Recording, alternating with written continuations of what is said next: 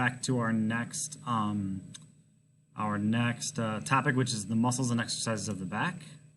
And just like all the rest of these, we're really operating off of the posters in the back of the weight room. So if you're ever in there and you want to take a look at these, or I can post these if you want. But anyway, these are the actual posters that we're using to guide us through our exercises and our anatomy. So the first topic I want to talk about as I crack my thoracic region is that there are three regions of the spine. We have what's called the cervical region of the spine, which is the region of the spine kind of from the head to what we would call probably the base of the neck. Then we have our next region is called the thoracic region of the spine. And then we have the lumbar region of the spine. So you have something down at the bottom here called the sacrum that we don't really concern ourselves about too much in the weight room. So we'll just focus on these three core areas, which is the cervical, thoracic, and lumbar regions.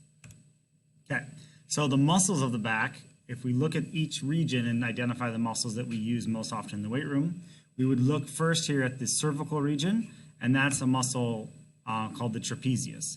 The trapezius, I guess you could say, even kind of comes all the way down and originates in the thoracic region as well. But this is the muscle that that we see a lot in somewhere that might lift a lot of weights, or like college football players or something. It looks like they have no neck. Well, they do have a neck, and just their trapezius muscles are so well developed. Okay. The next region we'll talk about is, the trapezius muscle, one of its main functions is what we call scapular elevation. Okay, so what it does is it takes our shoulders and gets us into it. If I was to start here, finish here, start here, finish here, that is one of the main functions. There's a lot of other things that involve the trapezius muscle besides scapular elevation, but usually whenever we're moving our arms in an upward fashion, we're going to elevate our scapula. Okay, the next region we'll talk about is the thoracic region, and there's a ton of smaller muscles here that are involved in lots of the weightlifting exercises we may do at the back. The first is the teres major. Okay. Second, we have the teres minor, which is just above that. Third, we have what's called the infraspinatus, okay, and that's part of our rotator cuff muscles. Then we have what's called the rhomboids. The rhomboids kind of go from the medial edge of the scapula and then connect onto the vertebrae there. And then last, we have something called the latissimus dorsi. Now, the latissimus dorsi is the only one I really kind of want to look at as far as it applies to the motion of it. So I couldn't put it into the PowerPoint, so I'm just going to play it here. See if it starts to play. So the latissimus dorsi is responsible here from getting our arms from extension into flexion when we're doing things like pull-ups or even what's called a rowing motion, which we'll talk about later. So this literally attaches into the humerus and allows our upper arm to connect to our back. Okay, so that's the purpose and functionality of the latissimus dorsi. Okay, moving on. Now we're at the lumbar region of the spine. Oops, we should be past this. Sorry about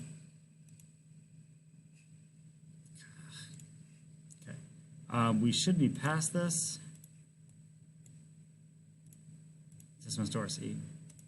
Okay, so next we have what's called the lumbar region of the spine, and that is our bottom, what we would call L1 through L5 vertebrae. These vertebrae are actually like this big around. They're very, very, very strong. That's why when a lot of people use improper form and they bend over, use their back to pick up something heavy, they don't get hurt, is because they're actually very strong muscles. But when we're doing training in the weight room, we want to make sure we're really careful about not stressing the lumbar region. Okay, so the muscles that we would use, in the lumbar region is a group of muscles that we call the spinal erectors. I'm not going to make you learn each and every one of them. It's not even something I'm super, super familiar with, because they work in conjunction all together for what we call extension of the spine. Okay, so extension of the spine. If I was to curve my chest forward, that's called flexion of the spine. A lot of you have been talking about in the weight room having your back be more straight or your spine be erect. That would be extension of the spine. So that's why they're called the spinal erectors because they help make your spine very stiff and straight. So these are huge muscles, and power lifters, they can be bigger than this, maybe even larger than that. I think we probably have kids in school that have spinal erectors that are that large. And they help stabilize and protect the spine when in any kind of bent over position. So we're going to look at a drawing here of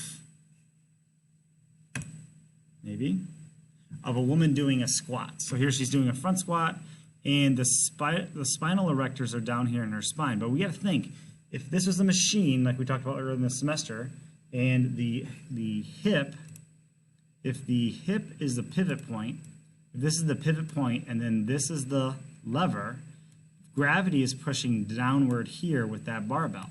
And so as gravity is pushing downward, it's going to put strain on these muscles in the low back and even strain on the muscles in the thoracic region. So that's the main purpose of the spinal erectors, is to help stabilize and keep you in this position without causing an injury. Okay, so now we're going to get into the actual exercises themselves. This first one here we're going to talk about, it's called upright row. So the agonist, or the main mover muscles in upright row, is that trapezius muscle, and as well the deltoids. Even though we call this an upper back exercise, when you do this in conjunction with the deltoids, it can be quite exhausting to the deltoids themselves.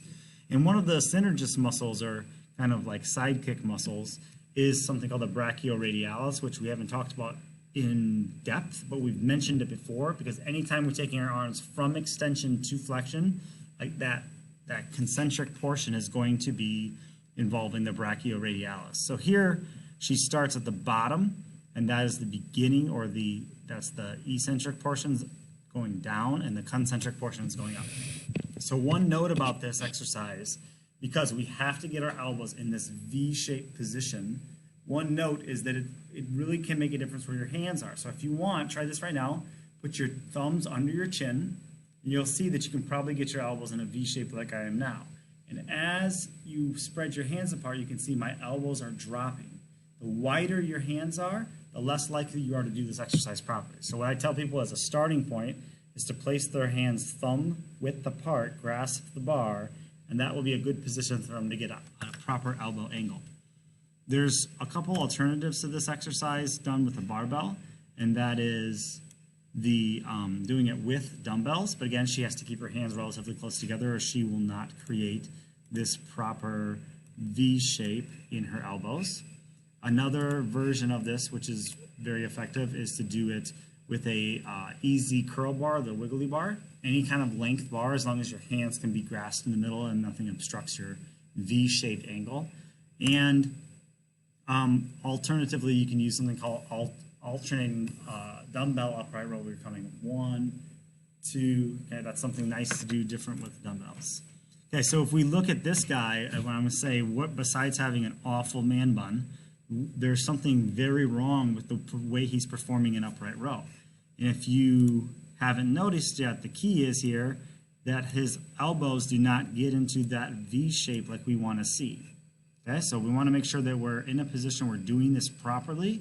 I did type in upright row and found this. This is how scary it is to just look at the internet for exercises. Okay, the next one's a real fundamental exercise, and we call this a one-arm dumbbell row. Okay, the main muscles, or the antagonist muscles here, or agonist muscles, excuse me, are the latissimus dorsi, the teres major, teres minor, and infraspinatus. These are the major muscles involved in taking your arm from extension and pulling backwards. Okay, the synergist muscles here would be the brachioradialis, the biceps a little bit, and the posterior portion of the deltoid. Okay, then what's key about making this work well is to have a stable platform. We can see that this person is almost in like a trapezoid shape, which means he's not going to wiggle back and forth with his spine. And as he's nearly bent over against gravity, okay, he's pulling 90 degrees from there up to his chest, which allows the muscles to, that's how they are functioned. So if he was standing more upright, that would be very bad. Some alternatives to the one-arm dumbbell row is to do it from the side. And this guy's getting a little bit of a twist in there. That's also something you could do. But they don't have to be done parallel to a bench, especially if you don't have access to a bench. You could use anything to rest your hand on. And the reason to rest your hand on something is to stabilize your back so that you're not going up and down. Okay, another version here, a person has strided out and placed their hand on their knee to create a stable platform with the spine to pull against. Okay, next exercise that we're going to talk